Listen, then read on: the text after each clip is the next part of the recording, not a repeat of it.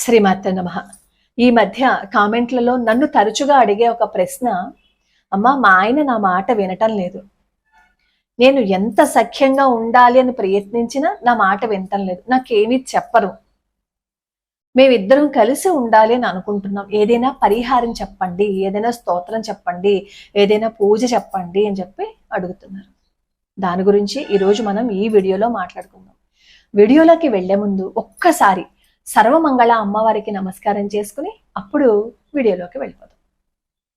సాధారణంగా ప్రతి కుటుంబంలోనూ భార్యాభర్తల మధ్య కొంచెం మాట తేడా వస్తూ ఉంటుంది. ఆ మాట తేడా వచ్చినప్పుడు ఒక్కళ్ళు తగ్గిపోయారు అని అనుకోండి, అప్పుడు ఆ గొడవ పెరగదు, అక్కడితో ఆ గొడవ ఆగిపోతుంది. అలాగే మనం పొద్దున్న ఏదైనా గొడవ వచ్చింది అని అనుకోండి, దాన్ని అలా సాయంత్రం వరకు దాన్ని మోసేసాము అని అనుకోండి, దూరం పెరిగిపోతుంది.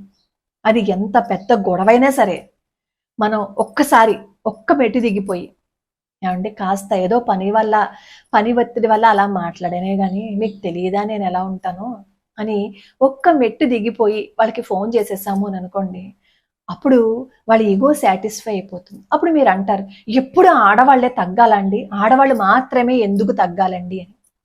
బంధం కావాలి అని అనుకున్నప్పుడు ఒక్కొక్కసారి తగ్గిపోవటంలో వచ్చే నష్టం ఏం లేదండి.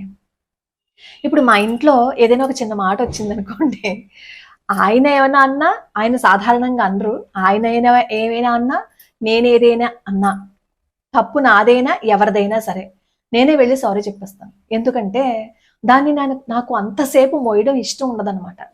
ఎందుకంటే ఏమండి పొరపాటున అన్నానండి, ఏదో కాస్త పని ఒత్తిడి వల్ల అన్నాను అని అన్నావు అనుకోండి, వెంటనే అవతల వాళ్ళ మనసులో మన మీద చక్కటి అభిప్రాయం ఏర్పడుతుంది. దాన్ని ముందు మనం బిల్డప్ చేసుకోవాలి. అలా చేసుకున్నాము అని అనుకోండి, రేపన్న రోజు వాళ్ళు కూడా తగ్గిపోతారు. కాబట్టి ముందు పంతాలు, పట్టింపులు ఇవన్నీ వదిలిపెట్టేయండి. ఇప్పుడు ఏదో పని ఒత్తిడి వల్ల ఏదైనా మాట అన్నారు అని అనుకోండి, ఆ మాటని పట్టించుకుని దాన్ని పెద్దది చేసేసుకుంటే మూడో వ్యక్తి ఎంటర్ అయిపోతారు. భార్యాభర్తల మధ్య ఎప్పుడైనా గొడవలు వాళ్ళిద్దరి వల్ల రావు, మూడో వ్యక్తి ఎంటర్ అవడం వల్లే వస్తాయి. ఎప్పుడైతే మూడో వ్యక్తి ఎంటర్ అయ్యాడో ఇంకంతే, వాళ్ళిద్దరు ఎప్పటికీ కలుసుకోరు, ఎప్పుడు గొడవలు అవుతూనే ఉంటాయి. కాబట్టి మూడో వ్యక్తికి ఎప్పుడూ అవకాశం ఇవ్వకూడదు. ఏ గొడవ వచ్చినా, ఏ మిస్అండర్స్టాండింగ్ వచ్చినా వాళ్ళిద్దరే కలిసి మాట్లాడుకున్నారు అని అనుకోండి, ఏ గొడవ ఉండదు. మీకు ఏదైనా అనిపించింది అనుకోండి, వెంటనే ఏమండి ఇలా జరిగింది, కొంచెం నాకు బాధ అనిపించింది అని హార్ష్గా అడిగే మాటని కాస్త సాఫ్ట్గా అడిగేసాం అనుకోండి, అర్థం అవుతుంది. అటు అమ్మాయే కాదు అబ్బాయి అయినా సరే అదే సాఫ్ట్గా అడిగేశారు అని అనుకోండి, అప్పుడు పెద్దగా ఇబ్బంది అనిపించదు. అలాగే నమ్మకాన్ని ఏర్పాటు చేసుకోవాలి. పాపం ఏదో కోపం వచ్చి పని ఒత్తిడి వల్ల ఏదో మాట్లాడుతుంది, కానీ పాపం నా కోసం పడి చచ్చిపోతూ ఉంటుంది అని భర్త, అలాగే నా కోసం పాపం ఆలోచిస్తూ ఉంటారు, ఏదో పని ఒత్తిడి వల్ల ఏదో నాకు ఈ విషయం చెప్పలేదేమో, దాని గురించి ఎందుకు ఇంతగా మనం ఆరా తీయటం అని భార్య అనుకున్నారనుకోండి, అసలు గొడవలు ఉండవు. అలాగే ప్రతి విషయం మనతో ఎదుటి వాళ్ళు చెప్పాలని, అది భర్త అయినా భార్య అయినా సరే, ప్రతి విషయాన్ని మనతో చెప్పాలి అని మనం ఫోర్స్ చేయకూడదు. అవతలి వ్యక్తికి వాళ్ళకే అనిపించాలి మనతో చెప్పాలని. ఆ విధంగా మనల్ని మనం కొంచెం బిల్డప్ చేసుకున్నాము అని అనుకోండి, అప్పుడు ప్రతి విషయాన్ని ఫోర్స్ చేసి మనం అడగక ముందే అవతల వాళ్ళు మనతో చెప్తారు. ఎంతకాలం అండి బాబు ఈ గొడవలన్నీ ఎంతకాలం భరిస్తాం, ఏదో ఒక గొడవ వస్తూనే ఉంటుంది అంటారు. భార్యాభర్తలు అన్నాక ఏదో ఒక గొడవ వస్తూనే ఉంటుందండి, రాకుండా ఉండదు, ఖచ్చితంగా వస్తుంది. కాకపోతే ఆ గొడవ వచ్చినప్పుడు వెంటనే ఒకళ్ళు తగ్గిపోతే ఆ గొడవ ఎక్కువ రోజులు ఉండదు. ఇప్పుడు మనం చదువుకోవడానికి ఎక్కడికైనా వెళ్తామండి, వెళ్ళినప్పుడు హాస్టల్లో ఉండవలసి వస్తుంది. మనతో పాటు మన రూములో మనకి నచ్చని వాళ్ళు, మన భావాలు ఇష్టపడని వాళ్ళు ఉంటారు. వెంటనే మీరు వెళ్ళిపోండి అంటే వాళ్ళు వెళ్ళిపోతారా? సాధ్యమవుతుందా? మనం అక్కడ చదువుకున్నంతసేపు వాళ్ళు ఏమన్నా ఎలా ఉన్నా ఎందుకు రాబోబో వాళ్ళతో గొడవ అని చెప్పి సర్దుకుపోతామా?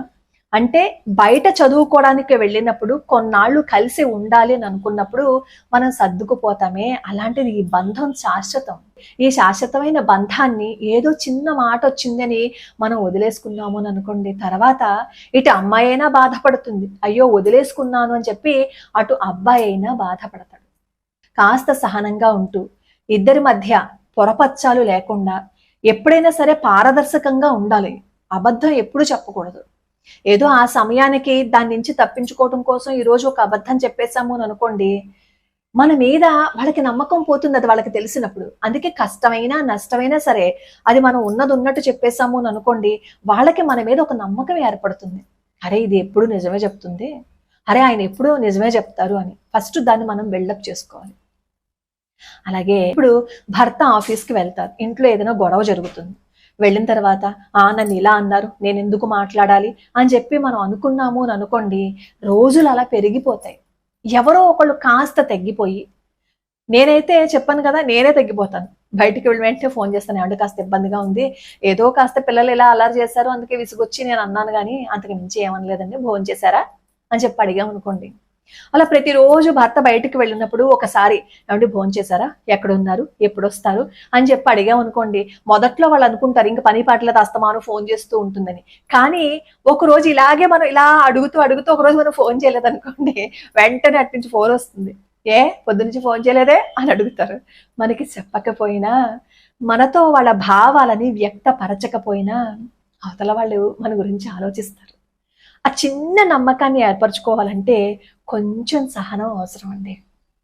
కాస్త సహనంగా ఉంటే ఇద్దరి మధ్య బంధం చాలా గట్టిగా ఉంటుంది. అటు అబ్బాయి అయినా సరే, పాపం పిచ్చిది నా కోసం పొద్దు నుంచి కష్టపడుతూ ఉంటుంది, నా కోసం క్యారేజీ పడుతుంది, నా కోసమే తపన పడిపోతూ ఉంటుంది కదా, ఆఫీస్లో అందరి చేత మాటలు అనిపిస్తున్నాను, నన్ను నమ్ముకుని అందరినీ వదిలిపెట్టి నా ఇంటికి వచ్చింది, అలాంటి దాన్ని నేను ఇబ్బంది పెడితే ఎలాగా అని ఆ అమ్మాయి ఇబ్బందుల్లో ఉన్నప్పుడు కానీ, ఆ అమ్మాయిని ఎవరైనా ఏదైనా అన్నప్పుడు కానీ మనం కూడా అగ్నికి ఆజ్యం పొయ్యకుండా నా భార్యకి నేనున్నాను అనే భరోసా ఆ అమ్మాయిలో మనం కల్పించాము అని అనుకోండి, పొర్రపాటును కూడా ఆ అమ్మాయి మనల్ని వదిలిపెట్టి వెళ్ళదు, అస్సలు వెళ్ళదు, మనకి ప్రాణం పెట్టేస్తుంది. ఆ భరోసా అబ్బాయి కల్పించాలి, ఆ భరోసా కల్పించాల్సిన బాధ్యత అబ్బాయిదే.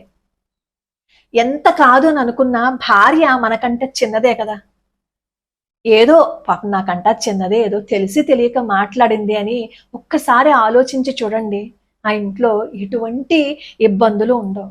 మనకి మనశ్శాంతి కావాలి అన్నా, మన వాళ్ళు మనతో ఉండాలి అన్నా, మన వాళ్ళ కోసం ఒక మెట్టు దిగిపోతే వచ్చే నష్టం ఏం లేదు, అది అమ్మాయి అయినా అబ్బాయి అయినా. కానీ కొన్ని ఉంటాయి, అసలు వాళ్ళ సమస్య చాలా తీవ్రంగా వెళ్ళిపోతుంది అనమాట. ఇంకా అమ్మాయిని కొట్టేసి ఇంకా వాళ్ళిద్దరి మధ్య అసలు పచ్చగడ్డేస్తే భగ్గుమంటుంది అంటారు చూసారా, అలాంటి స్థితుల్లో ప్రాణం మీదకి వచ్చేస్తుందన్న స్థితుల్లో మనం ఏమి ఊరుకోకర్లా. మనల్ని వ్యక్తిగతంగా అస్తమాను దోషం చేసేసి నలుగురు మధ్యలో మనల్ని ఎప్పుడు అవమానిస్తూ ఉన్నారనుకోండి, మాట్లాడాలి. మన ప్రాణం మీదకి వచ్చేసింది అనుకోండి, మనం మన ఇంట్లో వాళ్ళకి తెలియజేయాలి, అప్పుడు వాళ్ళు యాక్షన్ తీసుకుంటారు. కానీ మ్యాక్సిమం సర్ది పుచ్చుకోగలము అని అనుకున్నంత వరకు మనం సర్ది పుచ్చుకుంటేనే ఆ బంధం బాగుంటుంది. పిల్లలకి కూడా మన జీవితం ఆదర్శంగా ఉంటుంది. రేపు పొద్దున్న మన ఇంటికి ఒక అమ్మాయి రావాలి, మన ఇంటి నుంచి అమ్మాయి వేరే ఇంటికి వెళ్ళాలి, వాళ్ళు అక్కడ సరిగ్గా ఉండాలి అన్నా, మన ఇంటికి వచ్చిన అమ్మాయి మన అబ్బాయి సరిగ్గా చూసుకోవాలి అన్నా ముందు మన ప్రవర్తన సరిగ్గా ఉండాలి. అలా ఉందనుకోండి, మనం హాయిగా ప్రశాంతంగా ఉండడమే కాకుండా మన కుటుంబం నుంచి వెళ్ళిన వాళ్ళు మన కుటుంబానికి వచ్చిన వాళ్ళు కూడా ప్రశాంతంగా ఉంటారు. ఏది ఫోర్స్ చేసి వాళ్ళ చేత మనం చేయించాలని ప్రయత్నించకూడదు. మనం భార్యాభర్తలిద్దరూ కలిసి ఉండడం కోసం ఉమామహేశ్వర స్తోత్రం చదువుతాం, అర్ధనారీశ్వర స్తోత్రం చదువుతాం. ఆ స్తోత్రం చదివినప్పుడు ఒకసారి ఆలోచించండి, పరమేశ్వరుడు రూపం ఎలా ఉంటుంది, ఒంటి నిండా బూడిద రాసుకుంటారు, శ్మశానంలో ఉంటారు, పాములు ఆయనకి ఆభరణాలు, తైల సంస్కారం ఉంటుందా, ఆ జుట్టు ఎలా ఉంటుంది చెప్పండి. ఇన్ని ఉన్నా పార్వతీదేవి నాకు ఈశ్వరుడే కావాలి అని ఈశ్వరుడినే పెళ్లి చేసుకున్నారు, ఆయన్ని ఆయనగా ఇష్టపడి ఆవిడొచ్చారు. సరే వాళ్ళిద్దరి మధ్య ఏం మాట రాలేదా, వచ్చే కదా, నేను పుట్టింటికి వెళ్తాను, మా ఇంట్లో ఏమో ఇది జరుగుతుంది కదా, నేను వెళ్ళొస్తాను అంటుంది అమ్మవారు. వెంటనే శివుడు ఏమంటారు, పిలవలేదు కదా నన్ను, వెళ్తే అవమానం పొందుతావు, ఎందుకు, మీ నాన్నకి నేనంటే అసలే పడదు, అవసరమా అంటే లేదు లేదు నేను వెళ్తాను, నేను సర్ది చెప్పుకుంటాను అని చెప్పి అమ్మవారు వెళ్తారు. అమ్మవారు వెళ్ళినప్పుడు అక్కడ అవమానానికి గురవుతారు. తర్వాత జరిగింది అందరికీ తెలిసే కదా, నా మాట వినకుండా వెళ్ళింది, దీనికి ఇదే శాస్తి జరగాలి అని ఈశ్వరుడు అనుకున్నారా? ఒకరి కోసం ఒకరు వాళ్ళు బ్రతికారు. అర్ధనారీశ్వర స్తోత్రం అలా చదువుతున్నప్పుడు ఒకరి కోసం ఒకరు ఉండాలి అనే ఆలోచన మానేసి ఆ స్తోత్రం ఎంతసేపు చేసినా ఎన్నాళ్ళు చేసినా కలిసి ఉండరు. నల దమయంతులు చూడండి, వాళ్ళిద్దరూ పెళ్లి చేసుకున్నారు, కష్టం వచ్చింది, ఇద్దరూ కలిసి అడవికి వచ్చారు. నలుడికి పాప అనిపించింది, నా భార్య అసలు ఎండ పొడ ఎరగదు, సుకుమారంగా పెరిగింది, నేను లేకపోతే నా భార్య సంతోషంగా ఉంటుందని చెప్పి నలుడు వెళ్ళిపోతారు. అప్పుడు దమయంతి నలుణ్ణి ఇష్టం వచ్చినట్లు తిట్టారా? లేదు, అర్థం చేసుకున్నారు. తర్వాత తన భర్త కోసం ఆవిడ వెతికించారు, మళ్ళీ భర్త దగ్గరికి వెళ్ళారు.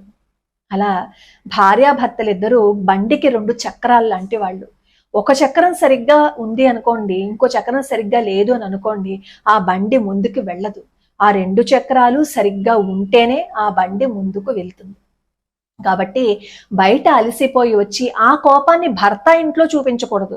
ఒకవేళ చూపించిన భార్య అర్థం చేసుకుని, బయట నుంచి వచ్చిన భర్త రాంగానే తన కోపాన్ని తన భార్య మీద చూపించేస్తే అలసిపోయిన భార్యకి కూడా బాధ అనిపిస్తుంది. కాబట్టి కాస్త అర్థం చేసుకోండి.